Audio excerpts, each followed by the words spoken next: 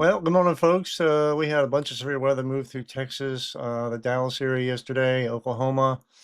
And today, our focus is going to be severe weather along the Gulf Coast and the southeast, although the potential for severe weather in central Georgia, um, it has waned somewhat. So mostly along the coastline here, the biggest chance for severe weather today. Another important thing we have been discussing in the past several days is the heat out west here. See high pressure at the surface, very hot temperatures here. All right, temperatures approaching 110 degrees in the desert here today. And even in the California valleys, temperatures 102 or so. Actual temperatures, of course, with the humidities being like 20% or less, can't really draw. The apparent temperature is less. We've also had warm temperatures, really hot temperatures in Florida, right?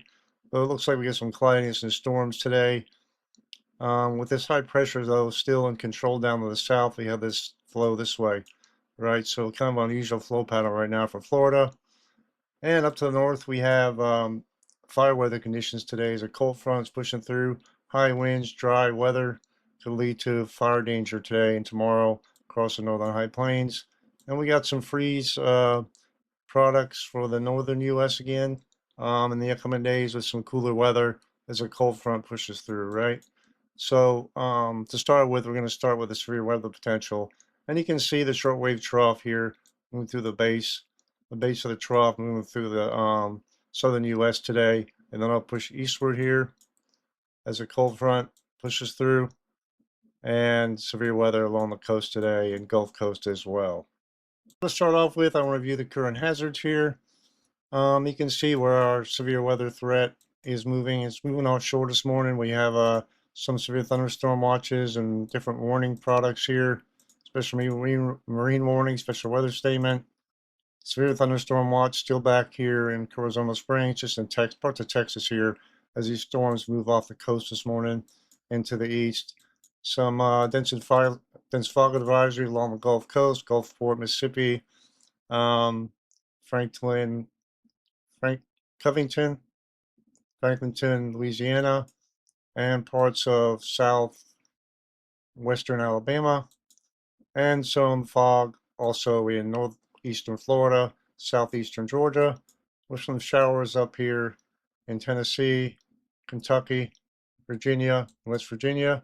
And I talked about this in the introduction. Freeze watch. We got a freeze watch up here. Sub-freezing temperatures as low as 30, possible from late tonight through Tuesday morning. And do my picture down here. Some freeze warnings in certain areas here, along with the freeze watch, right? Freeze warning expires in 3 hours for today. Up to the north here, we got some more freeze products. Freeze warning that expires today as well. So pretty cold temperatures up here with lows 24 to 28 degrees. Frosted special weather statement. Let's see what this has to say here. Protecting sensitive plants. I'm not sure why they put that there, but I guess some temperatures are sensitive. Some plants are sensitive to 40-degree temperatures. Maybe people have planted already here today. And back here to the west, we have fire conditions possible, right? We have the red flag warnings along with like wind advisories as a cold front pushes through, and I talked about that in the intro. We also have some heat-related products down here in the desert southwest. Extreme heat warning down to the south here, Phoenix, Arizona, Blythe, pretty much into parts of Southern California, Mexicali, and then heat advisories all in the California valleys here. Riverside, Temecula, Hemet, Bakersfield, all the way up to Modesto, Fresno. Up here, the temperatures will be like in the low 100s. In the desert, could get up to near 110 today. So very brutal temperatures as well. And even into Florida, even though it doesn't show it here, it's going to be very hot today again. But hot temperatures are pushed further south today. So as we begin today, here is the overall thunderstorm and severe weather threat. You see along and east of where the fire weather danger is today, potential for thunderstorms as this cold front moves through and back into Wyoming, Montana, and Idaho. Chance for general thunderstorms in Georgia, South Carolina, North Carolina, Alabama, Florida, Mississippi, parts of southern Arkansas, Louisiana, southeastern Texas, with a marginal risk of severe weather in New Orleans area, New Orleans, Louisiana, parts of southern Mississippi, and Mobile, Alabama, and right along the southeast coast, generally from West Palm Beach, Florida, to Jacksonville, Florida, up to McRae, Georgia, generally, Dublin, Georgia, Savannah, Georgia, all the way up through east central South Carolina, along the line from Jackson, South Carolina, to Dillon, and North Carolina, generally from Lumberton towards Beaufort here, and points offshore. So reviewing the severe threat further, have a small tornado risk here, generally north of Savannah, Charleston, just to the north of Savannah here. I mean, it doesn't mean it's not going to happen for the south, but this is where they cut it off, right? So Savannah, Charleston, Myrtle Beach, South Carolina, and generally ending at Wilmington, and along the line from Estill, South Carolina, to Fair Bluff, from Whiteville, North Carolina, to Hampstead. So 2% risk of a relatively weak tornado, these forecasts right now, within 25 miles of a given location. Wind risk is the most expensive, I think, today. You have a wind risk here along the Gulf Coast, and this means 50-knot wind potential with any storms that can get going here within 25 miles of a given location, generally from Lake Arthur, Louisiana, to Clinton, Mississippi, to Wiggins, Mississippi. Well, Clinton, sorry, Louisiana here. Sorry, people there. Wiggins, Mississippi, Lucy, and to Mobile, Alabama. I can't even pronounce all that. Again, the overall wind risk encompasses the same area that the marginal risk, overall risk is from West Palm Beach all the way up to Jacksonville, West Palm Beach, Florida, all the way up to Jacksonville, North Carolina. I don't want to get that mixed up with Jacksonville, Florida here, right? So moving to hail risk. Hail, no real hail risk today, although we could have marginally severe hail on anywhere here, right?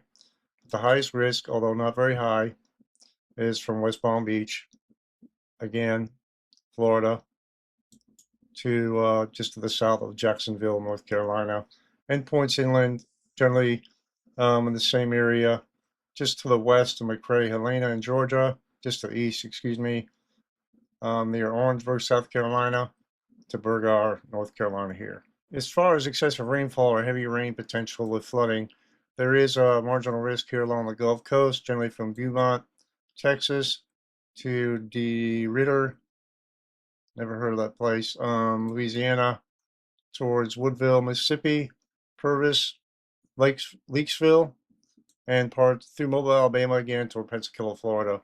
And here is the amount of precip expected here. Generally, maybe a couple inches here, right near New Orleans, and we know New Orleans is in a bowl here, but they're pretty well prepared here for heavy rainfall with a lot of mechanisms to pump the water out. So I hope y'all heed any warnings or watches that are put in place. Also, a bullseye here, maybe 3 inches near New Iberia.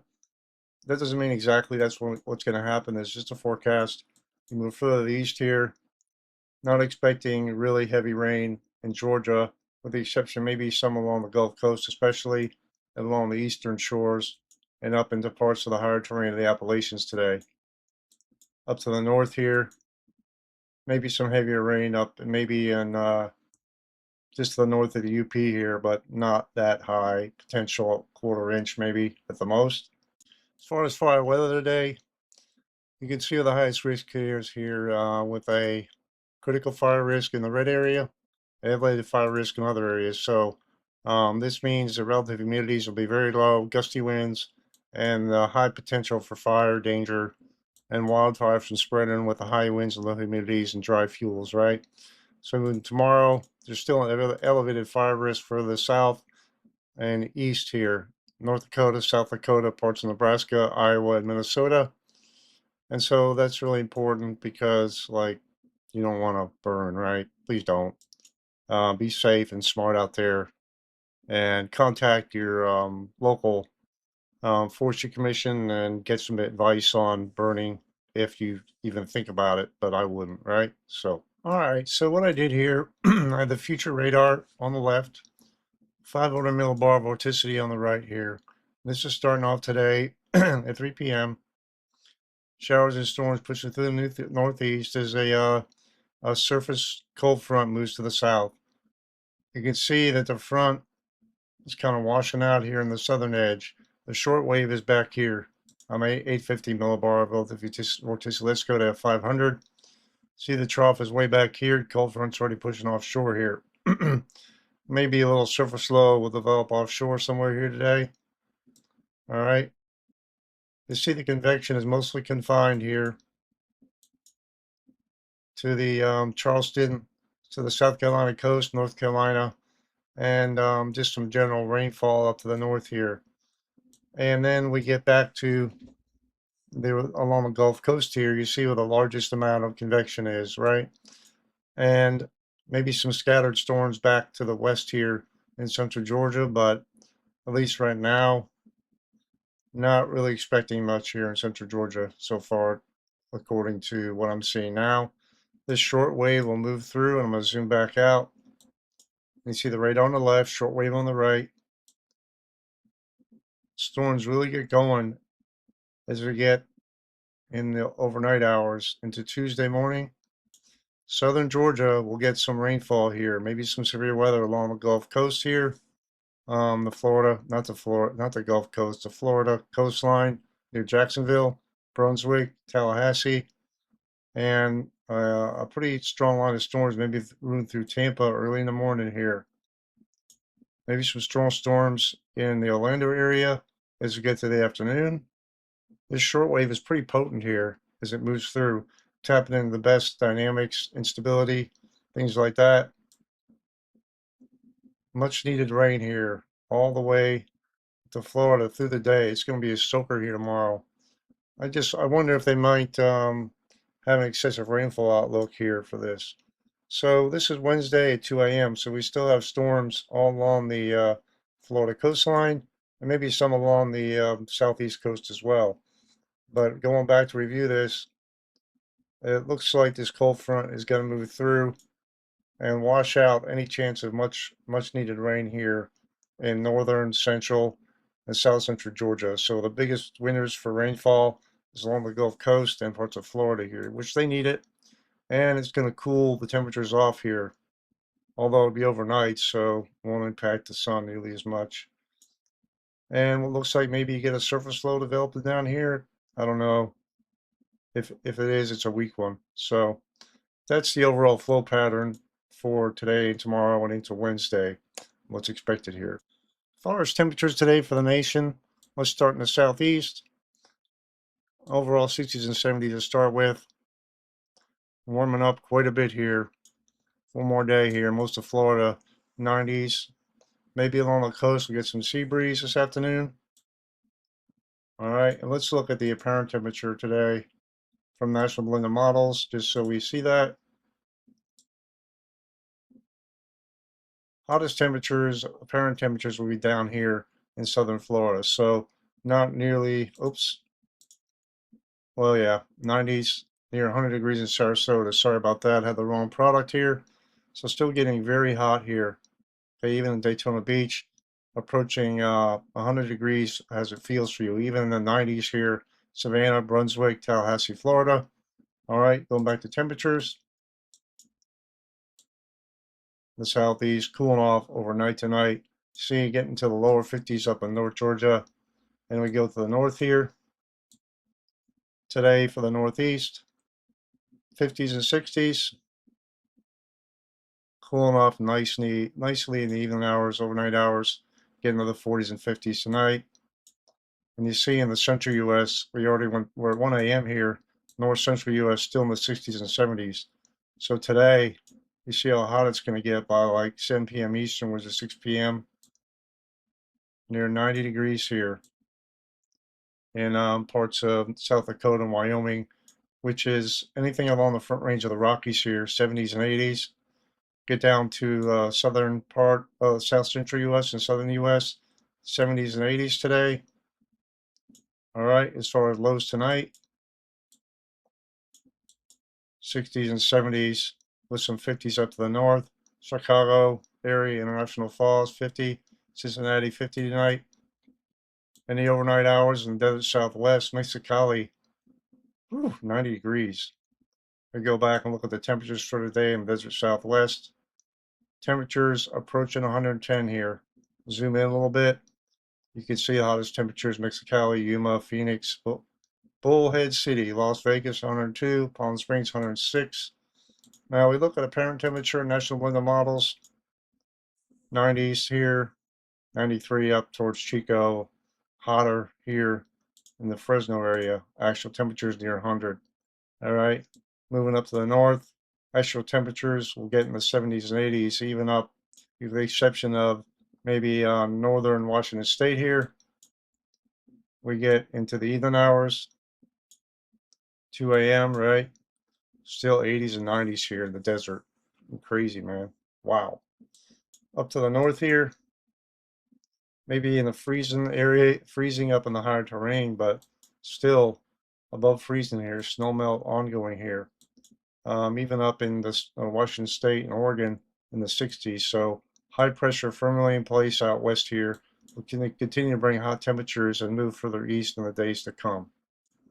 As far as severe weather for tomorrow, we have a marginal risk here from parts of central Missouri back towards southeastern Kansas, northwestern Oklahoma, up towards parts of Indiana, Illinois, and Wisconsin, and parts of Michigan tomorrow with general thunderstorms along the Gulf Coast. We talked about that.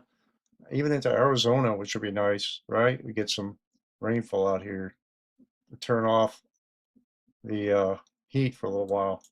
And here, generally from Weaverville in Northern California to Portland and Northern Oregon here. Pretty crazy stuff. And Mount Hood is up here as well. I wonder if they'll get storms up there, right? Maybe some high base thunderstorms here. Okay, what's driving this threat tomorrow?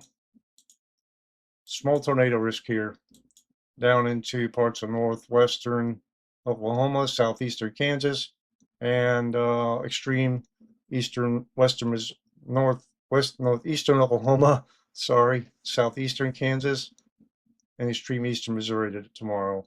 What this means potentially exists for relatively weak tornadoes up the EF1, possible here, although you can't rule out stronger ones tomorrow.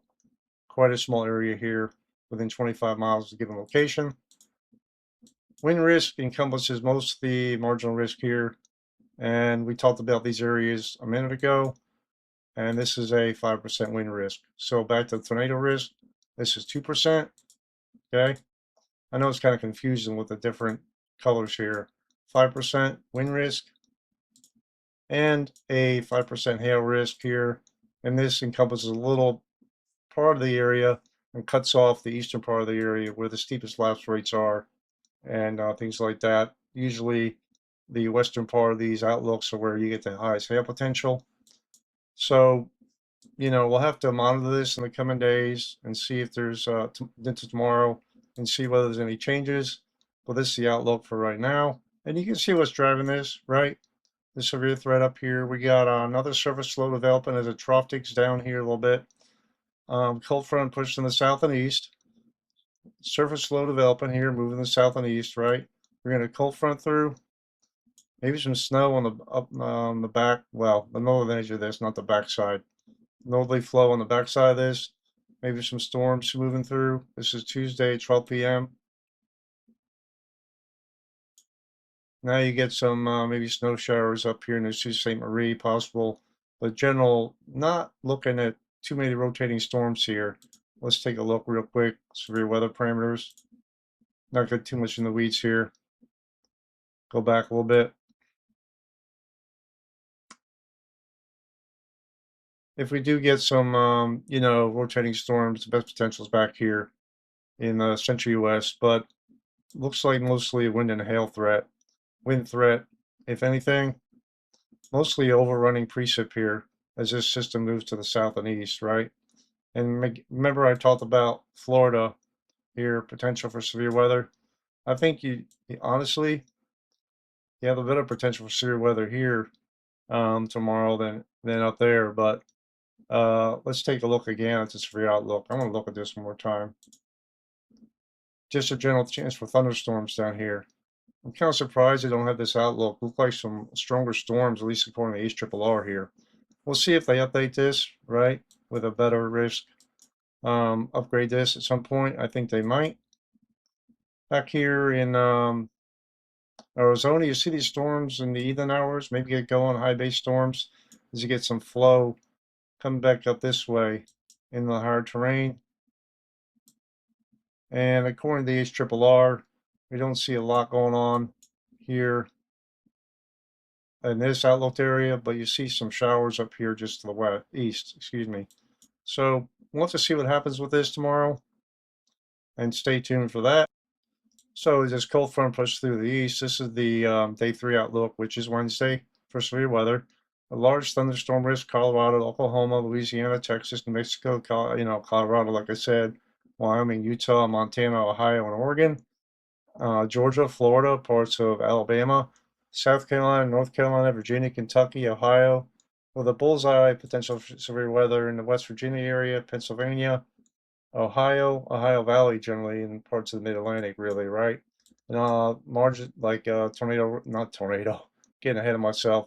Thunderstorm risk up to parts of Pennsylvania and New York State, right? So this is the day 3 outlook. So you don't have any more products with this right now. So we'll have to see how this pattern evolves also. I know I say that a lot, but given it's 3 days out, we have time to watch this and see how it evolves. Not looking like a real big threat at the moment. Now we do have another outlook here. Outlook for the day out. Let's see here. Day 6. So today's day 1, 2, 3, 4. This is Saturday. It's just pretty far out to have a slight risk. So they're pretty confident in this, right? 15% risk of any severe threat within 20, in this area. I was going to say 25 miles a given location, but within this area, quite a small area here, generally from Graham, Texas, along the line and east of Wheeler, Texas, to Buffalo, Oklahoma, up towards Jetmore, Kansas, Great Bend, Winfield, Kansas, down just to the east, Oklahoma City, south towards Ardmore, and back to Graham. So we'll see how this evolves as well. But this is pretty far out, guys, so plenty of time to watch this as well. But it looks like severe weather will be returning to the Central Plains in the long term. Well, that's all I got for today, guys. So stay safe out there. God bless y'all. Appreciate y'all trusting me. I really love what I do here, and I hope you love it too. If you have any suggestions, I would appreciate any constructive comments or suggestions you might have. I'm really looking forward to trying out the Weatherfront app as soon as I get access to it, hopefully soon. I'm trying to get early access, beta access to it, but maybe they have enough beta testers. But either way, I can't wait to test that out. It looks really great. Mitch West was using it, and I really like it. So hopefully I'll get to use that product and show it to y'all in the coming days. Love y'all. God bless. Have a great day. Be safe out there.